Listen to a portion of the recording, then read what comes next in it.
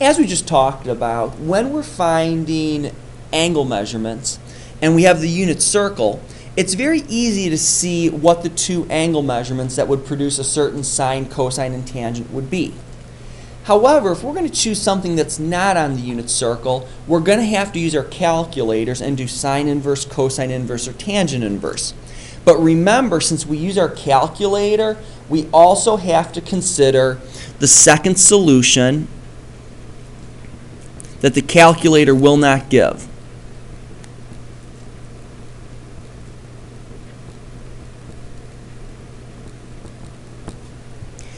And in order to solve these problems, we're going to first have to use our calculator and then create a reference triangle in order to find the second solution. So I've got three examples here, and I'm actually going to start with the last one here first. The sine of x is equal to 3/4. This is a problem that we will only find one value using our calculator. And since I'm specifically saying from 0 to 360 degrees, let's change our calculator mode into degree mode. So make sure you're in degree mode. And I can see that my equation is sine of x equals 3/4.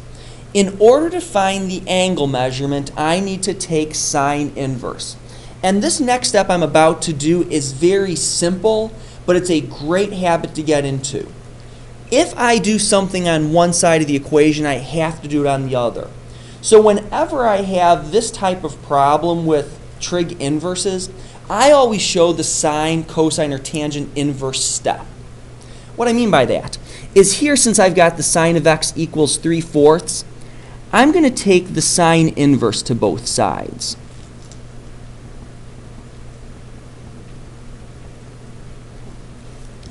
And as we talked about in chapter 4, sine inverse and sine cancel out.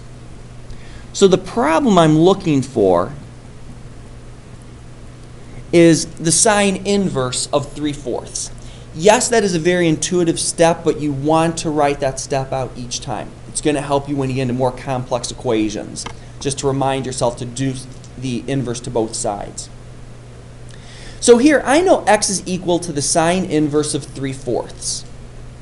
So I'm going to plug that value into my calculator. Now, before I hit enter, I can see right here that my sine value is positive. So that means my two answers have to be in the first and the second quadrant. Now, which one is my calculator going to give me? And the answer is it's going to be the answer in the first quadrant, because sine inverse is defined in first and fourth. So I'm only going to get the first quadrant answer. And you can see when I do this, I'm going to get a 48.590 degree angle. So my first answer is going to be 48.590 degrees. Now I need to find the second answer. And the way we go about finding the second answer is we use our reference triangles. Here's my first angle measurement that's my answer. 48.590 degrees. And I've already stated that my second answer has to be in the second quadrant, because sine is positive in the first and second quadrant.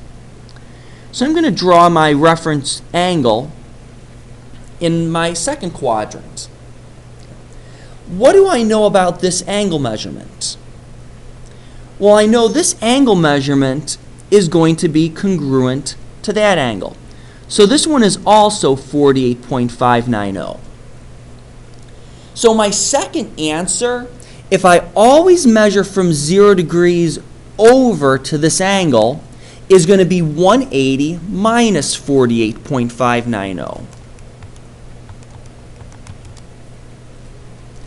And when you solve that, the 180 minus 48.590, you're going to have 131.41 degrees.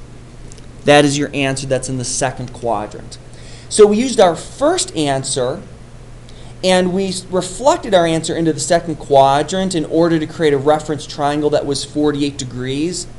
But since every single angle measurement gets measured from 0 degrees, I said 180, which was the full line, minus this 48, and it took me really to this angle measurement that I'm sort of making in darker black, which is 131.41 degrees. So the two answers for sine of x equaling 3/4, 48.590, and 131.41. And I could plug that in to check my answer. The sine of 48.590 is almost 0.75, slightly off because I rounded my answer. And then the sine of 131.41, once again, is very close to it, but not exact because I rounded my answer. So now let's go to the other ones. The cosine of x is equal to the negative square root of 5 over 7. Once again, I like writing out this first step. The cosine inverse of the cosine of x is the cosine inverse of negative square root of 5 over 7, taking the cosine inverse to both sides. So then on the left-hand side, my cosine and cosine inverse cancel, and I'm left with x equals the cosine inverse of negative square root of 5 over 7. Now, I know cosine is going to be negative in the second and the third quadrant. So if I plug this value into my graphing calculator, I am going to get a value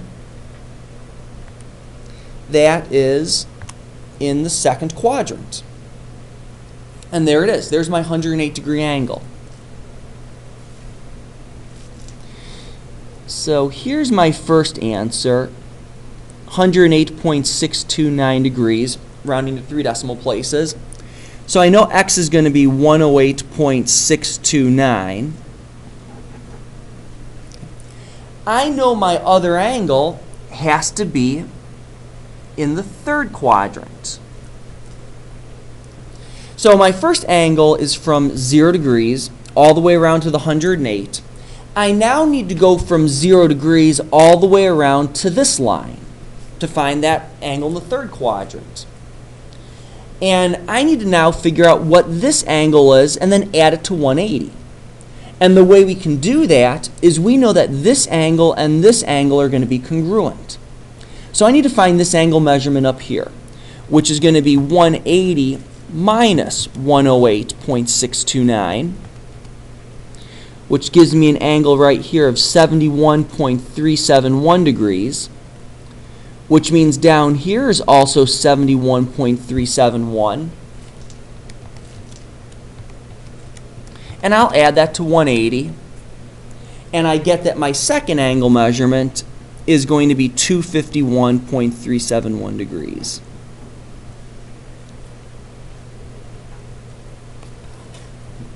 Once again, I could check that on my calculator by taking the cosine of 108.629 and the cosine of 251.371.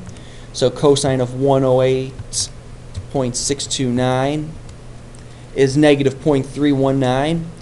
And then the cosine of 251.371 also gives me that negative 0.319.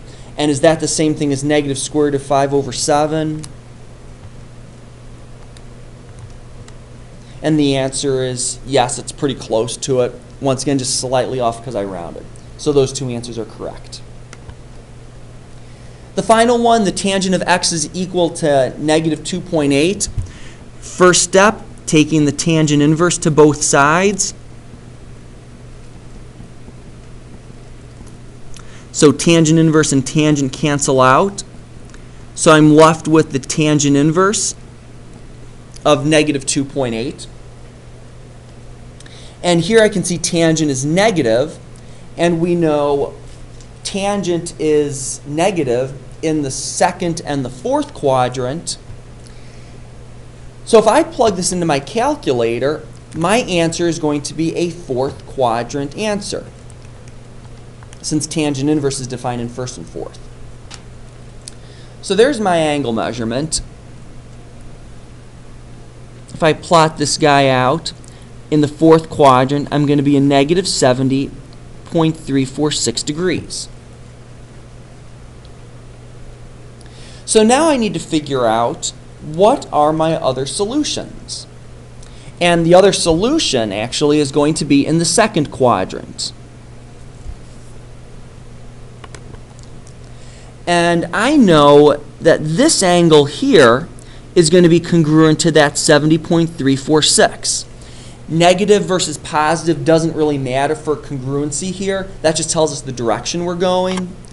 So if I want to find, starting from 0 degrees and going to that angle, I've got 180 minus 70.346.